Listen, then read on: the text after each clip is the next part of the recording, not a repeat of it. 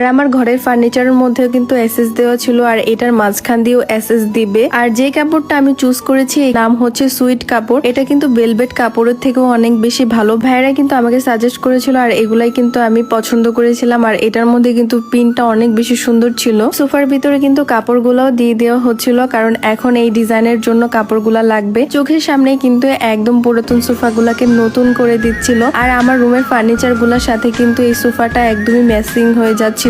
আর এর মাঝখান দিয়ে কিন্তু এখানে এসএস গুলো কিন্তু বাঁকা বাঁকা করে দিচ্ছিল। টুকরো টুকরো করে আরো অনেকগুলো সোফার জন্য কাপড় কেটে দিলাম। আর ভাইয়েরাই কিন্তু সবকিছু করতেছিল। আর তারা কিন্তু কাজের ফিনিশিং অনেক বেশি সুন্দর করে করে। এই যে দেখেন হাতের আমার যে মেশিনটা, এটা দিয়ে আমি কাপড়গুলাকে পিন করে দিচ্ছিলাম। আর এটা দিয়ে কিন্তু কাপড়গুলো সুন্দরভাবে সেট হয়ে যাচ্ছিল। সোফার মধ্যে কিন্তু এইভাবেই কাজ করে থাকে। সোফার যেহেতু নিচের সাইডটা একটু ফাঁকা ছিল, এর জন্য কিন্তু এক্সট্রা করে এখানে কাঠ লাগানো হয়েছিল। আর তারপরে কিন্তু এখানে ফোম দিয়ে সুন্দর করে সেট আপ করে দেওয়া হলো, আগেও যেভাবে সেট আপ করছিল। ঘরের ভিতর যেহেতু প্রত্যেকটা কাজই হচ্ছিল, তাই আমিও কিন্তু প্রত্যেকটা কাজে কিন্তু একটু একটু করে হাত লাগাচ্ছিলাম। আর আপনারাও যদি আপনাদের বাসার পুরাতন ফার্নিচার গুলাকে রিপেয়ার করতে চান, সেক্ষেত্রে আপনাদের পুরাতন খাট, সোফার ফোম পরিবর্তন, আলমারির ডিজাইন, ওয়ার্ডরোব ডিজাইন, ডাইনিং টেবিলের চেয়ার সবকিছু কিন্তু রিপেয়ার করাতে পারবেন তাদের সাথে কন্ট্যাক্ট করে। তাদের কিন্তু আমি হোয়াটসঅ্যাপ নাম্বারটা দিয়েই রাখবো। আর ফেসবুক পেজটা তো আমি ক্যাপশনে মেনশন করেই রাখবো। সিঙ্গেল দুইটা সোফাও কিন্তু এদিক দিয়ে কাজ করতেছিল ভাইয়েরা, সেটাও কমপ্লিট হয়েছে।